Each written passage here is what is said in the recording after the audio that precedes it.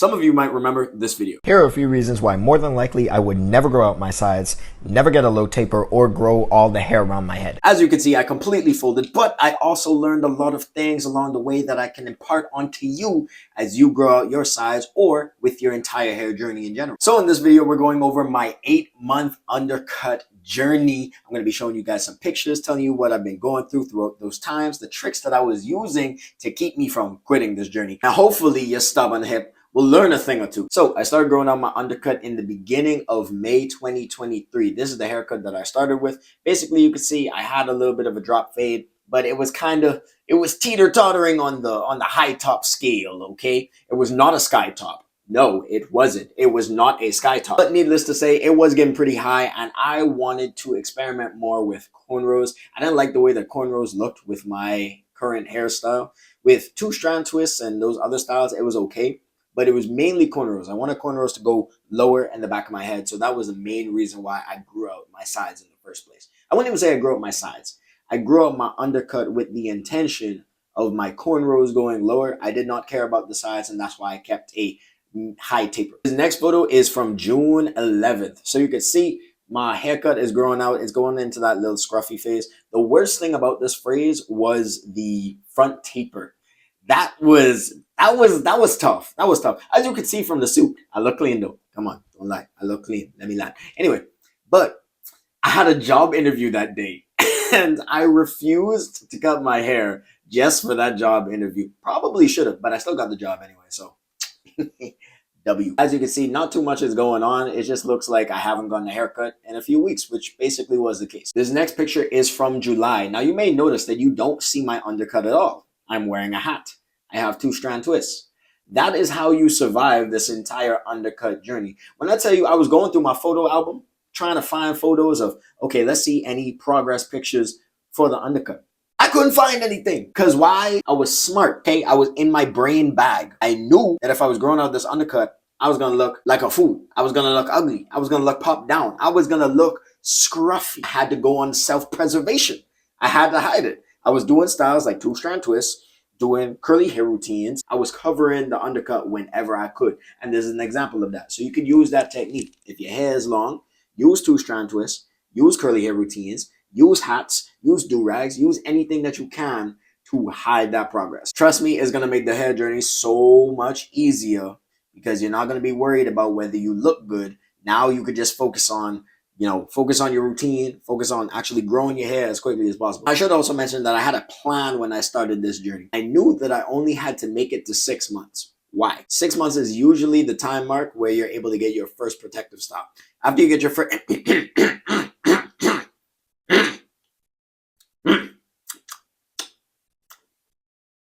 Where was I? After you get your first protective style, it's basically smooth sailing from there. You just put the protective style in, leave it in for a month, and then repeat that entire process. So in my head, throughout this entire period, I'm thinking I only have to make it to 6 months. This next photo is from September 19th. And hey, relax. Okay, this was like a meme photo I sent to one of my friends. Relax.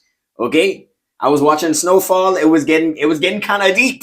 Okay, I got excited. This is basically when I took one of my protective styles out. As you can see from the sides, I felt like my sides were growing very slow. I'm not even gonna lie to you. The back of my head was like growing sufficiently, but I felt like my sides were going slow. But I didn't really care about the slides. Nigga, can you speak? I didn't really care too much about the sides anyway because I planned to cut them off. Like I said, I was going for the high taper in the front. In the back, I didn't even get like much of a taper. It was like a very, very, very low back taper. I ended up getting my first set of cornrows.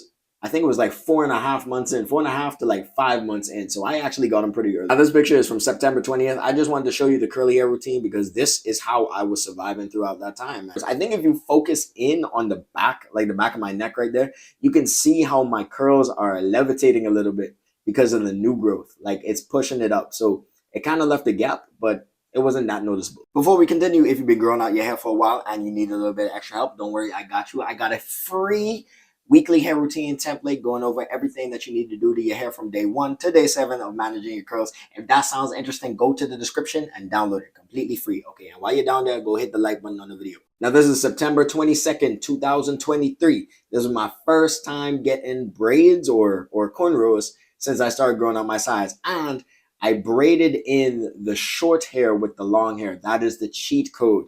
You want to braid, like you want to get cornrows so that you can braid the short hair into the long hair and you can't even tell. You can't even tell. Like, I didn't get my haircut yet. This was like right after I got it braided, right? But you can see that new growth there. All I have to do is just cut that off, get a fade, and then I'm good to go, bro. It actually looks really different from the old hairstyle that I got, and I was very happy with it. This picture is from the 26th. This is just how it looks when I finally got my haircut again. I was so excited to get that, man. Now, this is November 29th. Now, you can't see too much. Like I said, I wasn't really taking photos during this time because I was really just putting my hair in braids and forgetting about it. But this is a photo from a routine that I was doing when I was braiding my hair. You could kind of see in the back how there's that little bit of a poof. Yeah, I understand there's a lot of shrinkage going on in the back there. But actually, did I flat twist that? I'm starting to think I did. Maybe just a little bit. Oh, no, I think I curled it. So there's a lot of shrinkage going on there. But yeah, you can see the little poof in the back. I only really cut the side.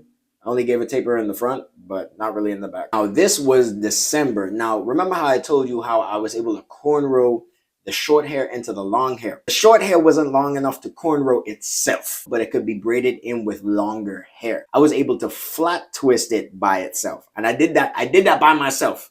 I think, did I do these twists? That same mini twist video, these were the same twists, but I flat twisted the undercut. And that was kind of like a milestone in the journey itself because I was like, oh, like I'm able to style it on its own now. And I almost forgot this picture. This is when my hair was 7 months. So this is when it's pulled down so you can actually see the length. I think if it was in the front of my head, probably would have reached by my eyebrows, maybe a little shorter than it. Like I said, I feel like the sides were growing quite slow, but yeah, so that's a little bit of a length check. 7 months in when it came to the sides. The back was definitely a little bit longer than the sides though. Now, also in December, I was able to braid the undercut and put it in 2 braids this time. Now, this was a little bit of a level up from the flat twist because with the flat twist, I had to do like 6 or 7 of them just to flat twist the back. But being able to put it in 2 braids was definitely an achievement for me. I had my cousin do it for me.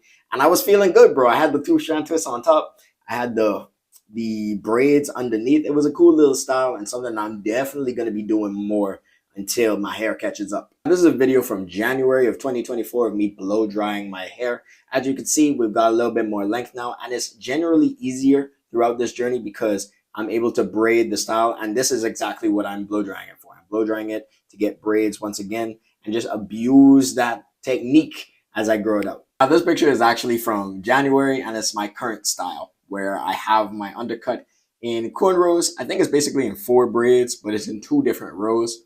And I plan to keep this in for a month and probably this time, I think I'm going to get those cornrows where those pop smoke braids again. Yeah, I like those. We feeling those. Yeah. The timing we gonna be on when we get those. And if you guys have any questions when it comes to growing out your undercut, please drop them down below. I will try to get to as many as I can. And if you like this video, you definitely gonna like this one. So I advise you check it out. That's all for me, and I'll see you guys in the next video.